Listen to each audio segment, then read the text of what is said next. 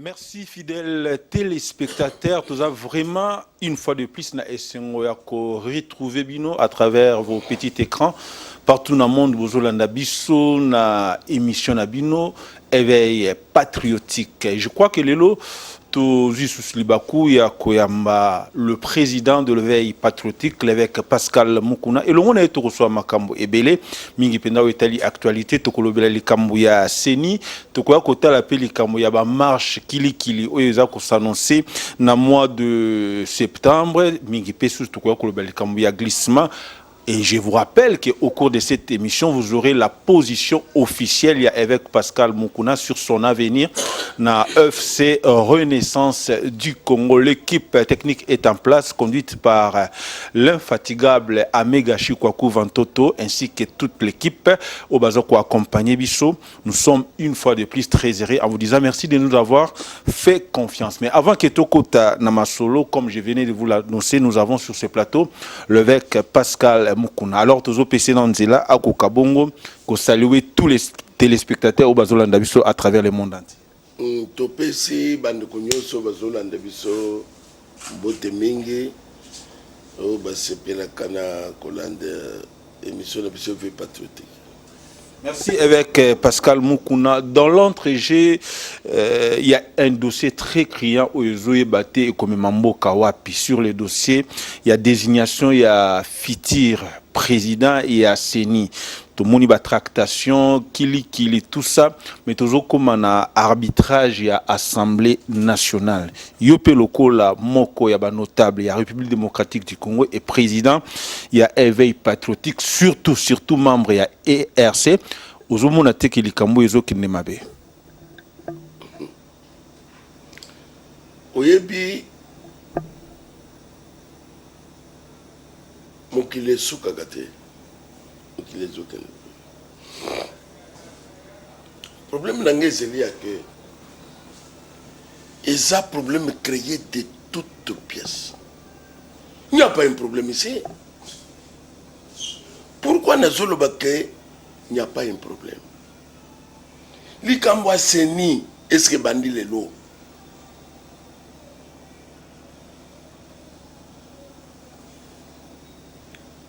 Malumalu a saillé à 2 fois. Et c'est là qu'il n'y a. Ngoy Mulunda yana mboko. Yo somoni président Seni a zolo beaucoup les noms convoquent. Président ya Seni, où ya zeli semblé être naître. Mais azoy ça ba politicien ba peut beaucoup les noms convoquent. Vous c'est beaucoup monde. Donc ça a quand le bino ah makamuna ko sel bino qui n'a pas même ko cette déclaration.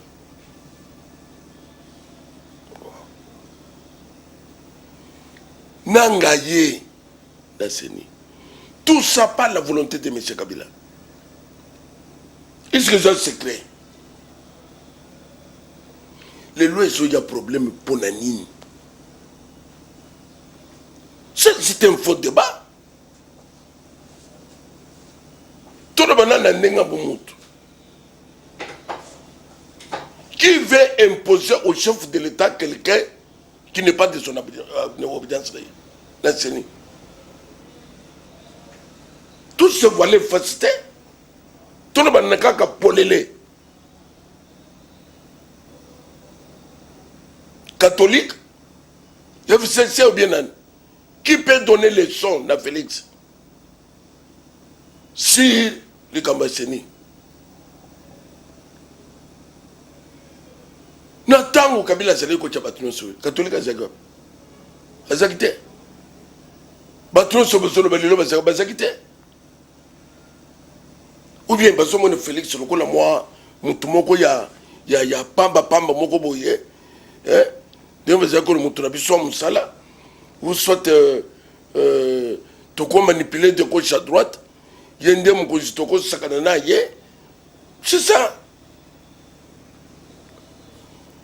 ezali likambu oyo même chef de l'état akoki pas même kokomi tongisa mpona te na yango na stade où nous sommes arrivés même bato ya catholique basenga audience même bato ya baprotestant président de la république akoki koakorda audience na mutu moko te ya nini puisque bango nde bazali koakize ye ke azotya ndeko na ye bongo bao nyonso baleka bazalaki bandeko wanene avec population, c'est de la même manière Bozoko induire chef de l'État na RR, c'est aussi de la même manière Bokina na Kabila à la place Bosuki c'est Bobanisu na même de la raison faire. Qu'il y a une dictature tout ça. Il y a une dictature parce qu'il y a 8 confessions religieuses. 6 baponi mout, 2 baponité. Dictature, vous me parlez de quelle dictature? Batoni ma seule dictature est Zabango puisque vous êtes 2. Vous voulez vous imposer. Nana Zango exerce cette dictature. Et dans cette histoire, vous pouvez me parler. Problème à président Félix. Et Zawa Pinakata. 6 confessions religieuses. Bah musulmans. Bah kimangistes. Et réveil à Zanakat. Et bah orthodoxe. Mais Félix Azaka, représentant légal, il y a orthodoxe.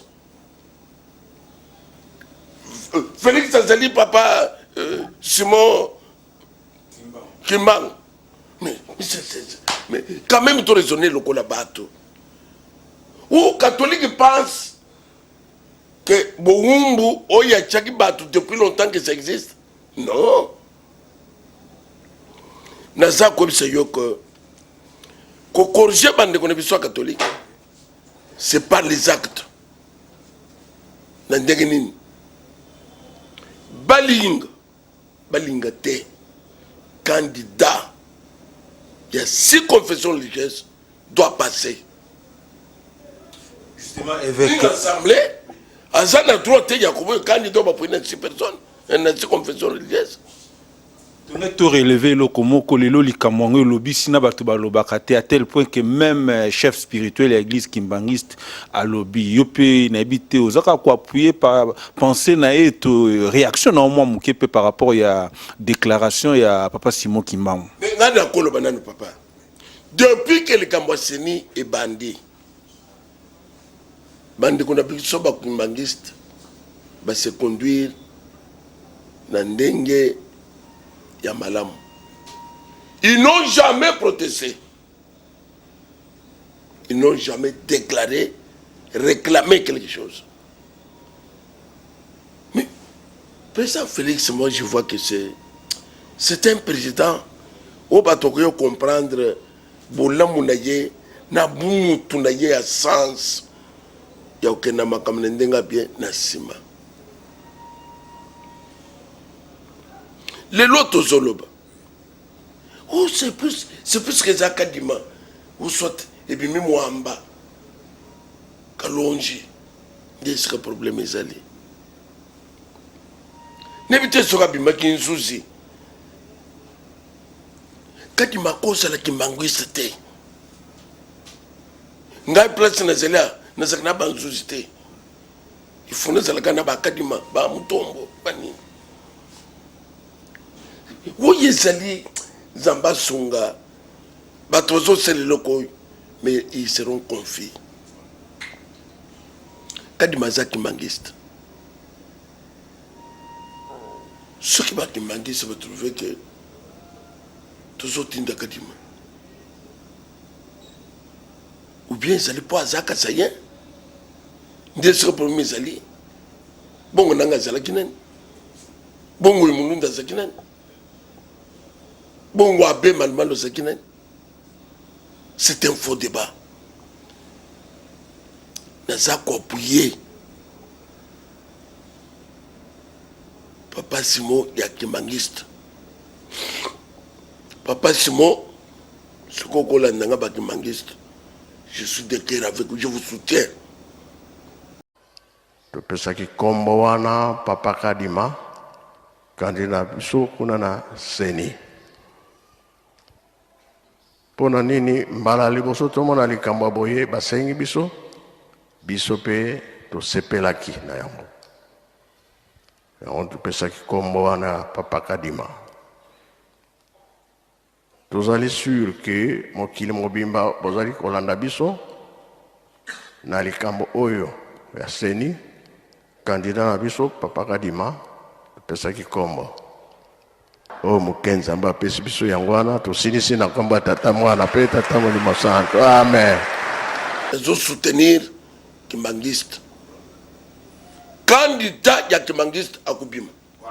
Merci avec Pascal Mukuna Akobima sika dossier ça déjà à niveau ya Assemblée nationale et tikali moi mikolo monteke bo surcharger encore Assemblée nationale oyo azaki déjà na ba misala bela singele ko sala ero singele juste ba qui na plénière ya ko entériner lelo ba juste musala na habité sur za na moi message pour ko lancer na ba membre d'abord ya commission mixte paritaire et puis na le 2 président ya deux chambres ya ba parlement na biso ngai message na ko pesezelia que balanda choix y a 6 confessions religieuses.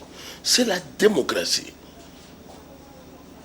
Donc, mboko tokutika l'été et après, ça na courage à quoi bisa bande qu'on biso ba catholique. Que ce n'est pas que plus que vous êtes catholique, automatiquement, vous avez le droit de veto. Ce qui vous le dit oui, oui, ce qui vous le dit non, non, non. Tant on a essayé qui.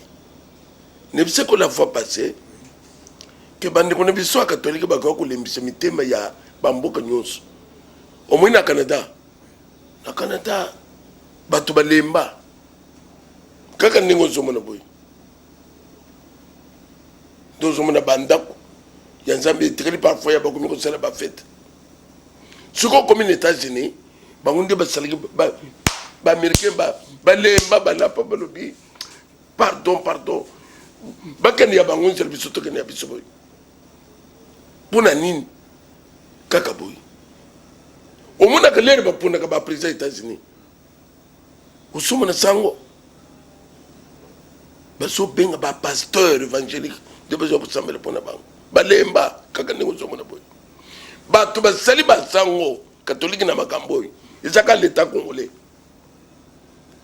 muke bango jipe bango bazore klama mutina ba nakata ba bala kidi panani ba yena ngote mais les bazo salawana ba pasteur bazali tout sommes l'état après ça pasteur ba jipe ba pasteur ba tupamba donc ba tu ba sali que catholique a comme un zomboy les l'état ko sili sango pe ezana minute muke baki paka bangote ba manifestation e pa ya minene ba bengi pe bangote ba mi mona que ba ça sur le même pied de qualité na bat au commun biloko ekusila c'est quoi c'est l'organisation interne de l'église catholique qui n'a rien à voir dans l'état congolais ni le peuple congolais. Votre humble serviteur devant vous a se levé patriotique qui n'a rien à voir dans l'état, c'est le mouvement tout seul. Nous allons nous imposer. Voilà. Vous allez vous imposer avec Pascal Mukuna, l'autre l'andipe déclaration à fidèles catholiques ainsi que protestants au bazo soutenir le père spirituel na bango et pendant ce temps na mois de septembre babi putule komata makale kotikala la muka na balabala ne monique et comme ndongo bazo salango na raison nini ezana oui confession religieuse 6 baponi mutu sikoyo marche na bino bozo sala poni vous réclamez quoi nanga yao moy mulunda yao nani malmano ya nani saka marche nani saka marche ya président Seni ya le Cameroun c'est pour mini avec soutien à fidèles catholiques, fidèles protestants, naba militants ya lamuka avec ozomona a que toujours risqué toujours en 2015 au Makila, yaba Congo et Sopana qui au lieu de trouver juste un consensus na niveau déjà y a ba confession religieuse bino pe loko là-bas. Qu'est-ce que l'église catholique a voir na likambo seni po abimisa bato bakufa. Mutu pe ya ko po akende kukufa. Pona ki président Seni mutu ni nango. Biloko akala C'est-à-dire que tu as une nostalgie quoi. C'est-à-dire que moi je connais kala. Mboka yangoy, nzele yangoy. Parce que la marche n'est pas le bien, mukile pe le mot. C'est quand? Exactement. Le 15 septembre, la Mouka na balabala. Et dans l'entretemps, déjà, les fidèles catholiques ont annoncé qu'ils vont soutenir leur père spirituel. Ça va, le 15. Pour ça, les journalistes, c'est le mukile kouf. Qui s'appelle le mot le bien. C'est la volonté. Mais nous avons coupé ce motoli. Bazo salango na et c'est que problème est athée. Si confession religieuse, bah pour nous moto, c'est démocratie, c'est tout. Ou bien pour nous toi nazale bien, il faut catholique andima, il faut protestant andima. Ou anende ce que moto aïe bien. Na yebisa kiyo. Au monde nga bazawana, il se trompe. Même na ndenge ya bo moto boy. Toleki bango déjà na nombre ya batu na nyos. Kaka na ndenge évangélique boy. Bache bango babima. Tout est quand même la confession religieuse mususu. Kaka église se réveille yango moko. Face na bango na nombre ya batu batala bane balike bele. Balongo l'influence ou bazo so lokole ya qualité. L'état congolais a tika la place na l'état congolais a traité na batu. Lokole ba confession religieuse sur le même pied de qualité, c'est tout. C'est tout avec Pascal Mukuna. Au regard de la sphère politique qui a évolué, l'opinion est en train de comprendre que c'est comme si moi, Boyo Kanezali, entre Église catholique, n'a pouvoir en place pour qu'il va permettre Félix Tshisekedi à glisser. Ah, pourquoi vous soufflez les chauds et les froids? Donc, quand Kayo Tikobisangaya, n'est-ce la marche contre nous. Alors, quand il y a des glissement, glissement c'est quoi? N'habitez pas, tu peux faire battre comme moto, la logique naïe, na makamane, na dégazote. Vous pensez que, par exemple, Félix peut parler de glissement maintenant? Dans les camarades, bazo banganine. Il y a ceux qui toquent l'élection, pour combattre, ceux qui. Il faut qu'on justifie le glissement. Certainement, peut-être au banc élection, peut-être par rapport à moi, Babilo rebelle, la promesse à ça, les autres réussir. Et c'est un peu ça, candidat potentiel à l'élection, déjà ça va nous éliminer la congolité. Tout le monde est on a un peu wana bato balongo les décisions na mutu le Cambia président Félix Sekubongi c'est glissement. Ce n'est pas que il faut bambele kaka nyonso pour aye mukunzi te ezana makamsusu bato akoloba te. Merci beaucoup Évêque. C'est vrai que au lobby que glissement ce n'est pas possible. Peut-être moi dialogue et koki koya kozala par rapport peut-être il y a ba marche déjà tout le monde a sphère politique dialogue et koki koya mutozana likamba dialogue na monoko na ye. Que c'est un rêve qu'il est en train de faire. Dialogue, il y a les Camounines, il y a Tina, il y a Nini. Ce que c'est un rêve, il y a Moutoua Salaki. À la Moukanapongi, il y a c'est un rêve. Ce n'est pas une réalité. Dialogue, il y a un Congo. Dialogue, c'est seulement combien? Puis pour la Nini. Pour la Nini. Avec le qui n'est pas de glissement, pas de dialogue, mais au regard de l'évolution, il y a état de siège où tout ça déjà dans la 7e prorogation. C'est comme si moi échec ils ont s'annoncer côté kuna et ça pourra peut-être amener aussi na dialogue on continuera toujours na prorogation sur prorogation parce que état de siège ils aussi la tena est dialogue tina état de siège qu'est-ce que ça a à voir dans dialogue estoy ezali loté bazobo mabato guerre ngo yezo benete kusila kan les lots montoyer quand même la bonne volonté il y a elo kwa nisila et c'est qui peut me parler il y a est et sur quel plan dans l'Italie 7e prorogation même 20 tout qui même 50 tant que situation comme dans le calme, tout ce qui est ça.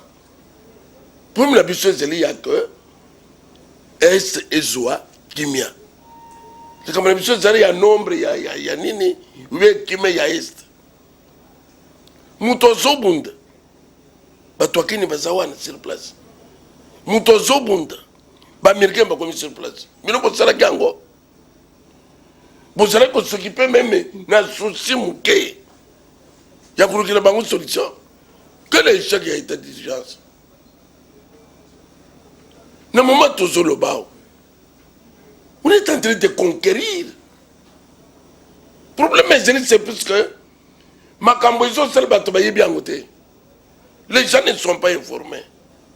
Félix est en train de travailler sur l'Est.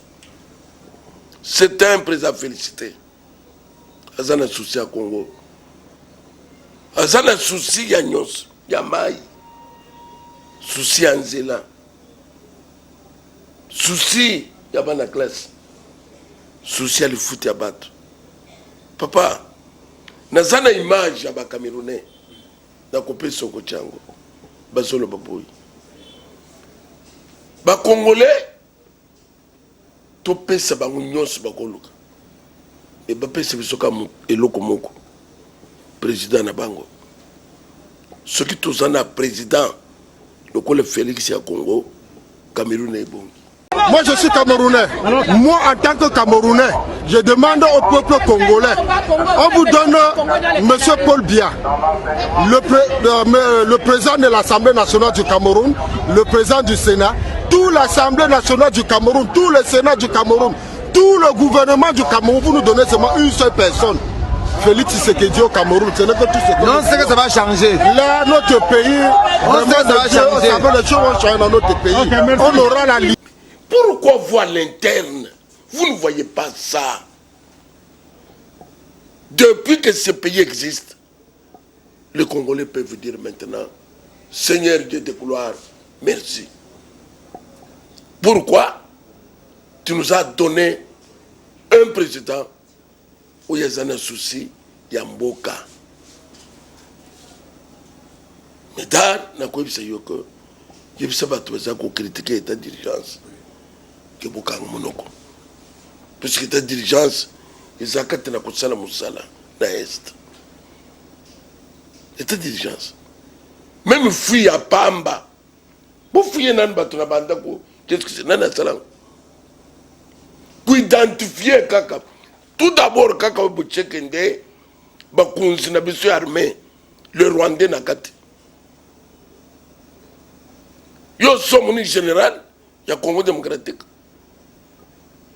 Azana Est, les gens qui ont été à commis la Rwanda, à commis général na Rwanda, à commis les Rwandais. Ni ne pouvons pas espérer na Est précis. Et ça qui dit, une organisation mafieuse. Il y a qu'on soit comme minerai, les autres sont là-bas. Avion ni les autres qui t'en Est pour nous minerai. Zéro. Minerai ni les autres na mboka na biso ko traverser au Kenya Rwanda na Burundi. Zéro. Et cette dirigeance était oh.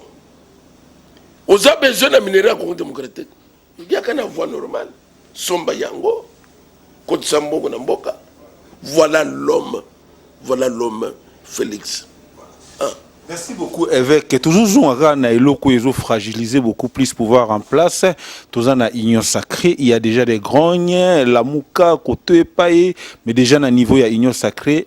Il y a des annonces de sorties, notamment ensemble pour la République, qui a Moïse Katumbi, ou à non seulement d'accord na congolité et puis na ba aspect mususu. Vous ne pensez pas avec Pascal Mukuna que cela peut donner encore d'autres dons à la République démocratique du Congo et surtout na évolution et à pouvoir il y a Félix Tshisekedi Tshilombo. Bon, n'habitez de Gomédard, c'est-à-dire que bon, loi Tchani. Et je le bâtis Mukunzamboka Azala de père et de mère congolais. N'évitez. Dès que tout ça n'a eu, il y a un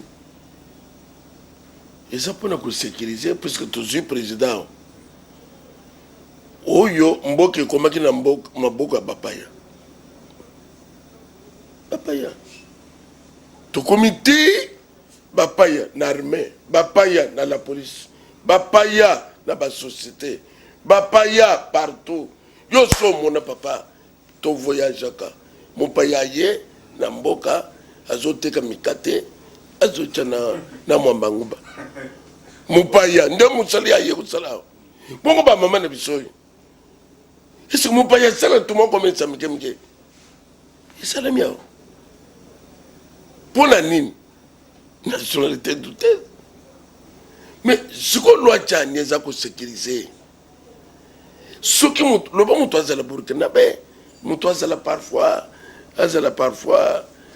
gabonais ou par exemple malien mais un congolais ekuso yo na nini loi tchani ngana zola na baluki bona le qu'est-ce que j'ai à voir puisque dans un congolais alors les réseaux ça la passe pour nani vous vous reprochez de quoi ngana kusenga que batunyos pas soutenir loi tchani il y a ce qui présente Zali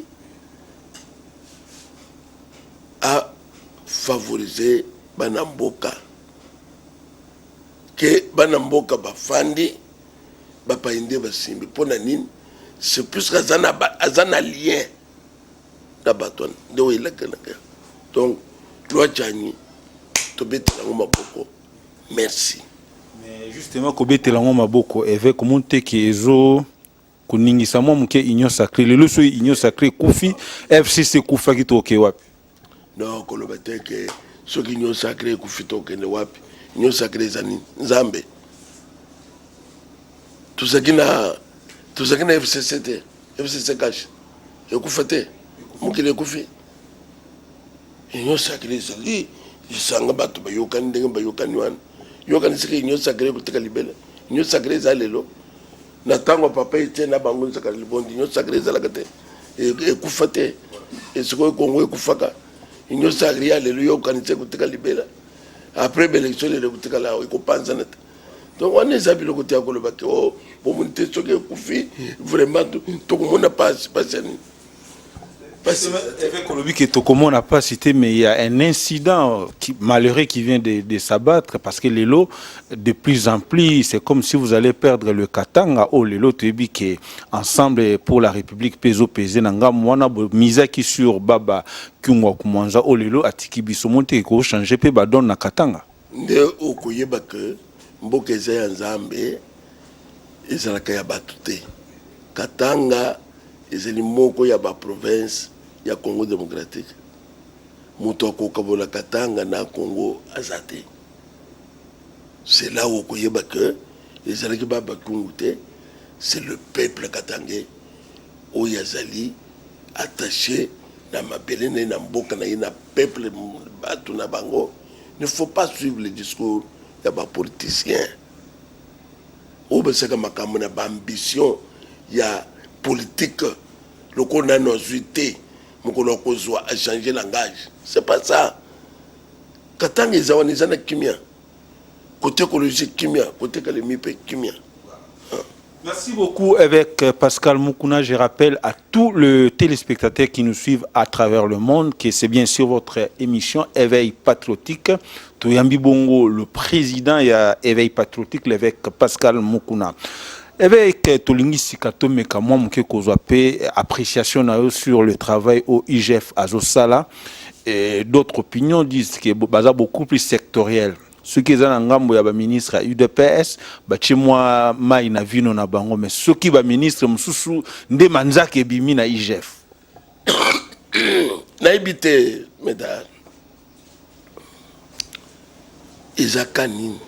Donc, oui, bande kona biso zo banga mususu basali tellement makambo où yezali visible les tuzaki koloba basali komone lokola tusolo bango soki ndenge nini qui peut échapper qui peut échapper na ngambo ya bande kona biso wana cette destruction méchante na niveau oyata ndengenini bakuchama kama boko longo lige fozolo kwa bakanga makaka bango eloko ekusina na bango c'est la justice congolaise koboma babomi lele bakotela makambo koboma bakuzwaka trace lele bakotela makambo ya misol bakutaka trace ba détruire mboka na niveau moko à tel point que personne ne peut échapper likambo je fais ça wapi ba yeba kuti 14 millions 15 mongo ezaka ba millions 50 millions justification ezate oya koloba ke okuna kaka ba oba yemi ko mi balo ba oba zolo bana ba tseli mi ko lo 2 ans ce qu'on a bino ba 18 ans bozoko kisa ni o bango ba tseni Félix Sasa bo mi moto je ne no bo moto Félix Sasa azoka nganga bato soki bazolanda bato ko bato pourquoi bazoki ne koto soki balandi bato ba chama boko na le bo par exemple bokanga lozo le rwanda bango ba yakina nte soki balobi bato ba buka ke loko moko boy bateka ba société le te bango ba yakina nte mais pourquoi il ne faut pas que ça le bon c'est méchant c'est trop méchant bango bazana mikolo nanu ya kotanga basana ni makamte. Merci. Avec Pascal Mukuname, il y a une préoccupation, il y a des téléspectateurs, il y a mon état de santé, il y a éveil patriotique. Vous comprenez, on peut malam penza penzate, ce que vous avez la bango, l'élo éveil patriotique, idéologie, tout ça, pour que vous comprendre. Et d'autres aussi, vous avez besoin d'adhérer dans le mouvement éveil patriotique. Si, ou qui brèvement, comme vous expliquer à téléspectateurs ce que c'est l'éveil patriotique. Éveil patriotique, c'est un mouvement. Obuto alobaka na un mouvement populaire. Éveil patriotique, c'est un mouvement populaire. C'est-à-dire que Oyo ezeli kosangisa makanisi bosengi préoccupation souci désir ya bana Congo. Ce éveil patriotique a tomboli mongongo. Nous sommes bien organisés, très bien organisés. Ce qu'éveil patriotique, c'est plus qu'éveil patriotique à l'étude de l'ensemble de Makambo. Tout banderoa tout ça la nini. Na minute tout solo. Motolin quoi dire aya. Ba réunion éveil patriotique et ko bande ya makasi dans peu de jours ici. Le éveil patriotique va bouger. Et là, le éveil patriotique va bouger. Le éveil patriotique a faire entendre sa voix. Et bien, tu vas voir qu'il y a quelque chose qui est né. C'est le éveil patriotique. C'est ce que le va prendre 5 ans. Parce que le va 5 ans. Comment on ne pas les 5 ans? Donc, ils apprennent à côté que mon salaire patriotique assez à sali dans moi économique mon toko qui n'y en a et veille patriotique a fait face na tyran na bateau yo ba konzimbo ko na ba force occulte ba détruire et veille patriotique à telemi pour na ko sala face puis à quoi ici bango on toko tout temps wazate Mikumi Saramakas n'est le quoi. Ne sais pas Mikumi Saramakas ne sais pas Sanzambe puisqu'il a fait son intervention. Ce qui a pu spirituel et yakité, il n'a pas bougé. Dieu nous a dit le 28 décembre, le 5 va passer. Et 2019. Pour nous, quoi, c'est que Dieu annonce quelque chose. Un vent. Il faut tout côté tout boy. Ce qui te côté en côté, sur le plan spirituel, président Félix a côté.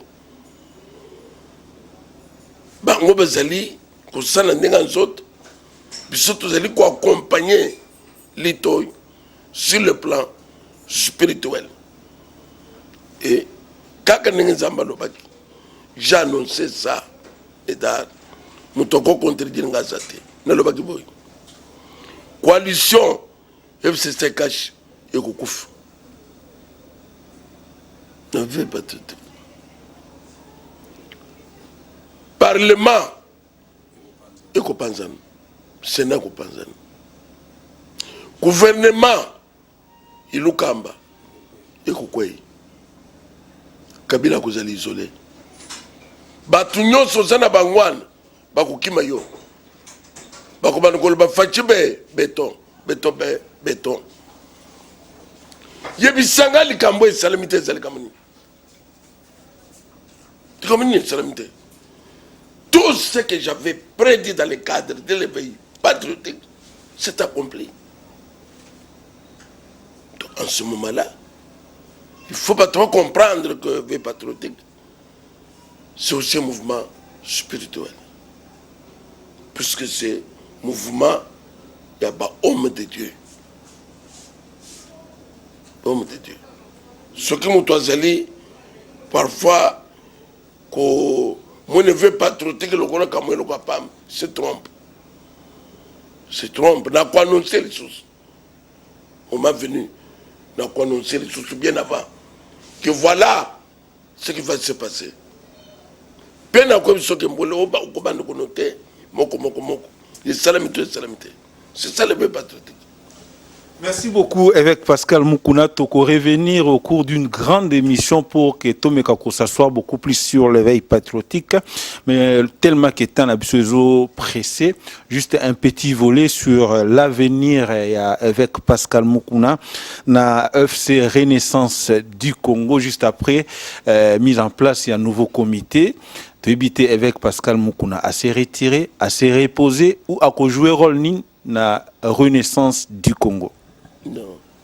La Renaissance du Congo, de Comédard,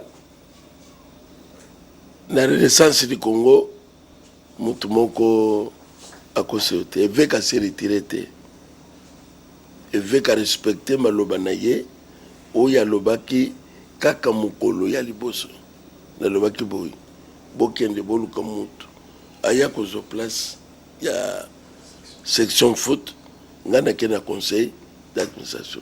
Dans un PCA, président, il y a conseil d'administration, il y a une Renaissance du Congo. PCA, c'est lui le patron. Na minito, conseil d'administration, c'est l'école, il y a comité sportif.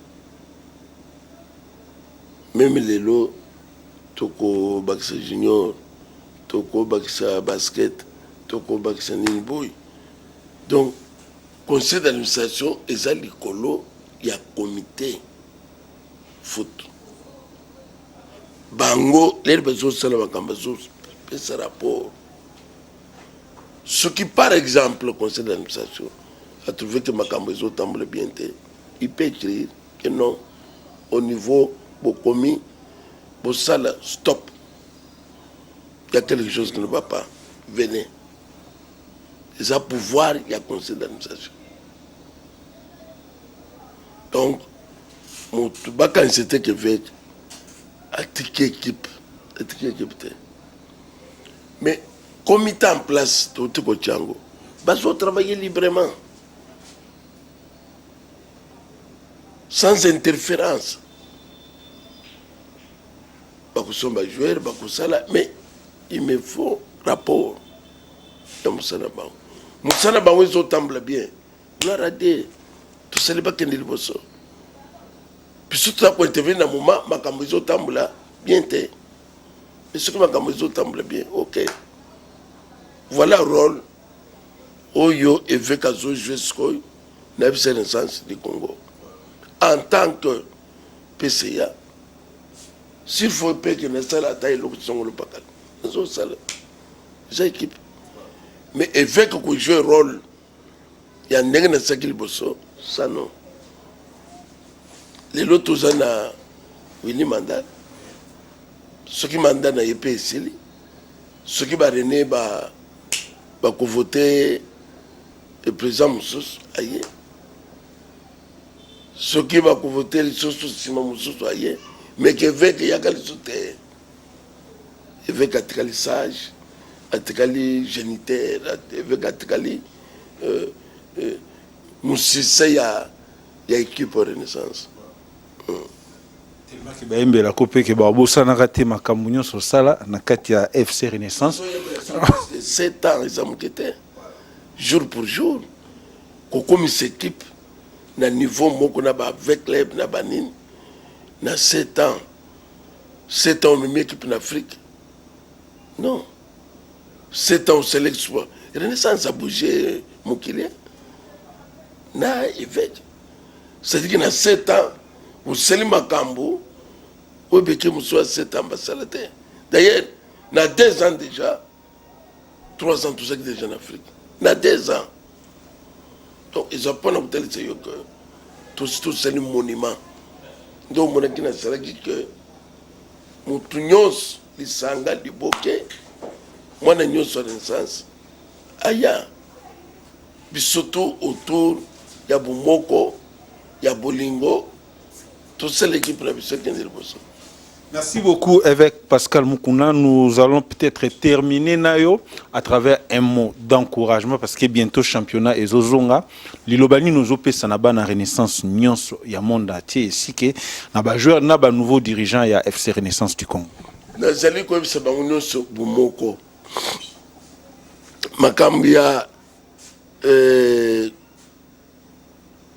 koluka ko finga ko bonisa bawe ko seza na tinete équipe ezali équipe na bisonyos équipe ezaka mutu même mwana na yo aza mwana le roboti aza ye mwana batinyos pichu sombelanga lipa na ninwana ako mwana batinyos donc Renaissance lelo eveka salito équipe ezala lelo ezala batinyos ezali patrimoine à l'état donc bazana bomoko bazana bolingo autour de l'équipe de Sanksibiso va soutenir le comité SK.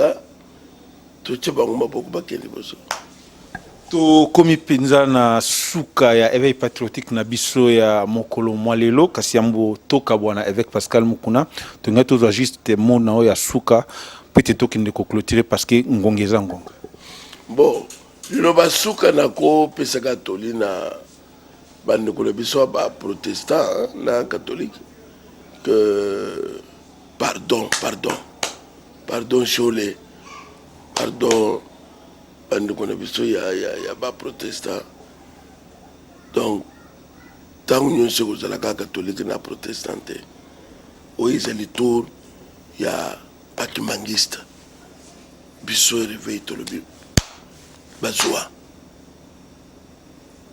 bakimangiste bazwa pe nan bazwa te donc bande ko catholique batika bafanda yokozala te kaka bango ba protestant wan go mulunda azaki ne kama na bango basi bazwaki catholique mulunda enani malumalu asazwaki bon nangoy babambela ki biso ye to boite babambaki nanga na réveil alors sikoy tozolo bao bande kule biso be ba kimangiste batika bango bazwa pe leur tour mususu ko ya pe soki bande ko ba musulman bango pe bazwi pour ça oui confession religieuse mi balé bolinga ka tour nyos ka kapin a soit fait toujours a soit fait donc touroy batika le ba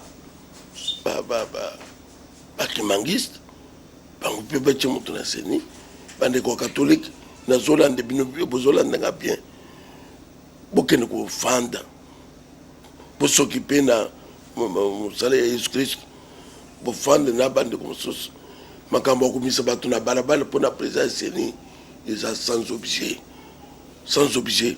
tout roi ils a bakimangiste Yesu Christ Ouais, c'est pas comme thème. C'est même thème. Il y a bah jolé, bah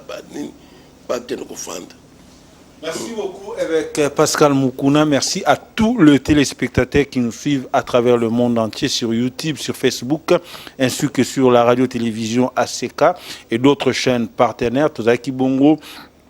Na Mokambia éveil patriotique avec Pascal Mukuna Tolobine Makambe Belemi Penza Itali Seni glissement. Il a aussi donné sa version officielle sur son avenir na FC Renaissance du Congo. Il ne me reste qu'à remercier toute l'équipe technique qui nous a accompagnés au cours de cette grande émission. La prise de vie était assurée par Amegashi Kwakuvantoto que j'ai le réel plaisir de retrouver, et je tiens à remercier toute l'équipe technique qui nous a accompagnés ainsi que le prophète Daniel qui nous assiste et tant d'autres.